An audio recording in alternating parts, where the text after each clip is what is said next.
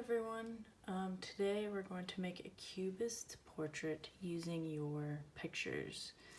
You should have or have printed out 3 photos, one straight on, one profile, and one the other way. Okay, these are all of yourself. So what you're gonna do is you're gonna put one of the pictures on the top. Okay, so I'm gonna use this one. You're gonna stack them all together. All right, and then what you're gonna do is you're going to draw a series of lines, okay? They could be kind of random, thought out, but take your time and don't worry too much, okay? So you're gonna draw a series of lines like this.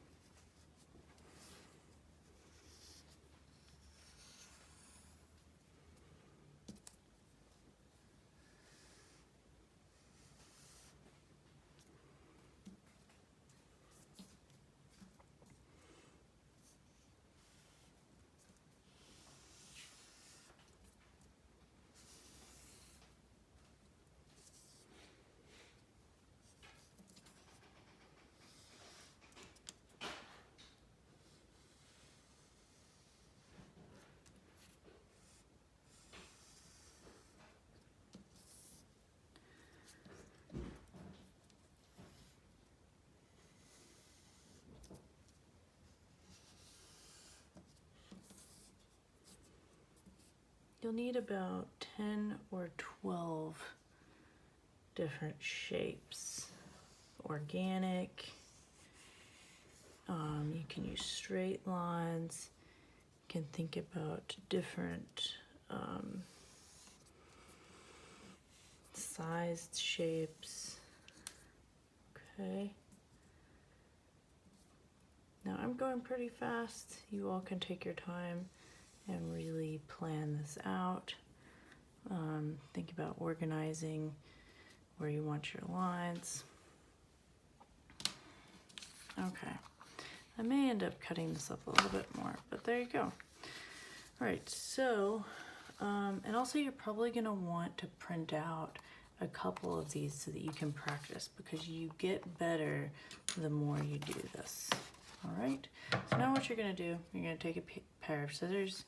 What's really important is that you have a spare sheet of paper so that you can lay out all of your pieces kind of like a puzzle, okay?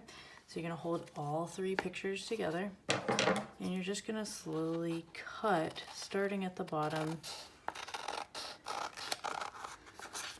each piece, making sure you hold the paper together. I'm gonna set this here, okay? Really trying to keep the paper together.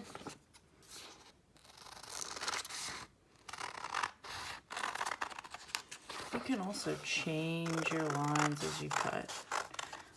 So let's say you don't, in the spare moment, decide to kind of change the direction of the line, that's fine. So you're gonna try to line these up as close as you can. So this is my practice. I'm doing this on a piece. These are all printed 8 by 10, but you're gonna be making yours significantly bigger. It's gonna be 11 by 17. The pictures that you're gonna get in class or the pictures you're gonna print out at home need to be a little bit bigger because the details will be bigger. It will then in turn make it easier to do if the details are a little bit bigger. Okay, so this is lining up. The other reason why I have you do the piece of paper underneath is, let's say the bell rings and you're halfway through cutting them, or you haven't yet taped them yet together. You want to be able to lift this paper up and just set it on your shelf And that way you'll be able to come back to it the next day and hopefully everything will still be together.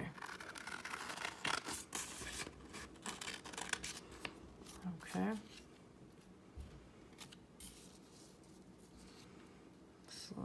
Slowly. You guys are going to work a little bit faster, I'm assuming, or slower.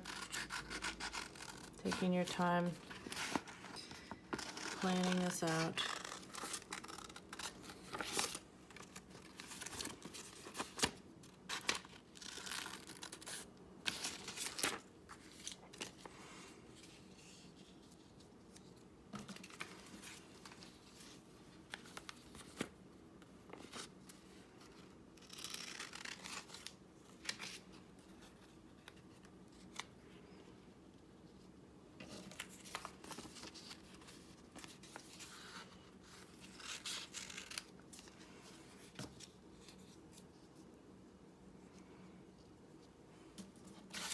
Almost cut.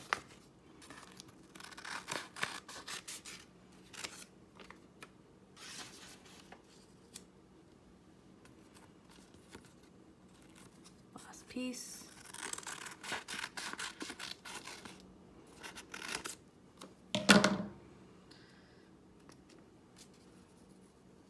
Here and here. Okay, now everything's cut. I'm gonna slide this in the center so you can see. All right, so the fun part is now you have 3 options. So you can pick up a stack of any of these and you can kind of look through them. So I'm gonna pick up this one and figure out which one I like the best, okay? Do I want this one, and then you're just gonna choose. I may go with this one for now, but you can always change it. So there's that one. I'm gonna hold on to these for a little while and put them here. Let's see.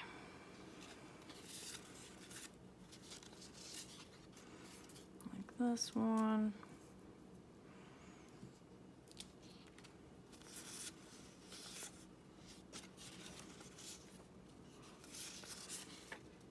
Let's try this one. Can always change it.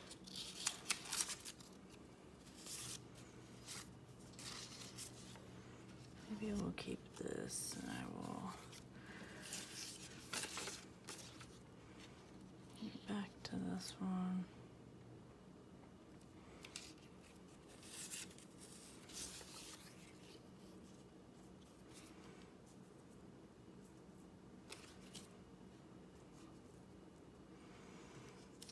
Now let's see which hair piece is the best. Which one? So kind of like this one.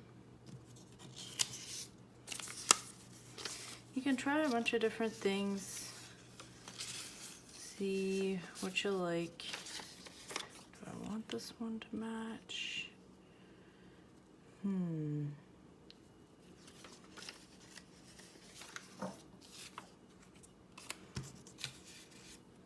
I'll do this one and do this one.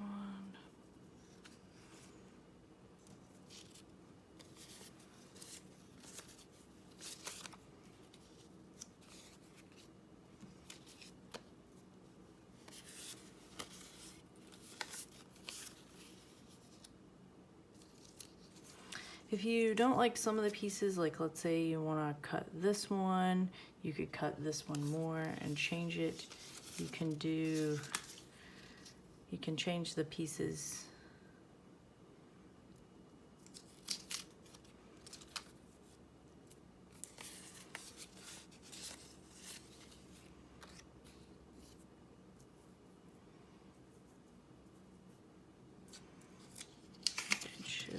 This one. You can even build a second one with the pieces over here.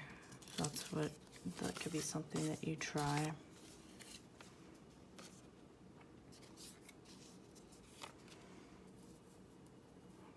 All right, so I think we've gone through every single piece. Okay, so there's that. So you have it laid out, pretty much how you're gonna go. Remember, this is your practice. Then you need to take some tape very carefully, and you're going to match up the pieces. So I'm carefully looking here, making sure they match, and I just take a piece of tape, and you don't need to tape it to this paper, you just need to tape them together. Okay, so these are here like that. This one goes here. This one. You gotta make sure there's no gaps. One of the issues that I've seen is people, this gap is okay, but I've seen some people have some really big gaps in their photo. One way to check is that the line is matching up here. So the border. Okay. Just kind of work your way.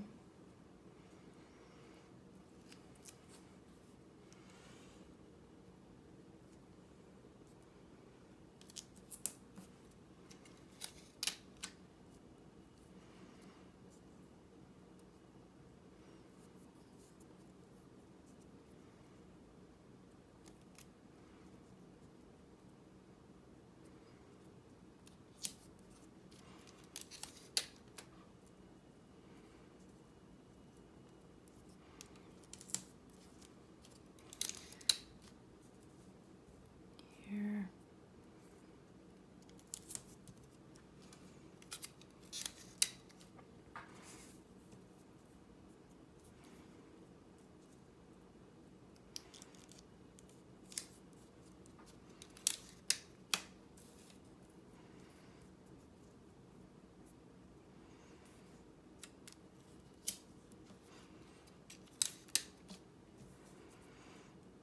And last piece, and there you have it.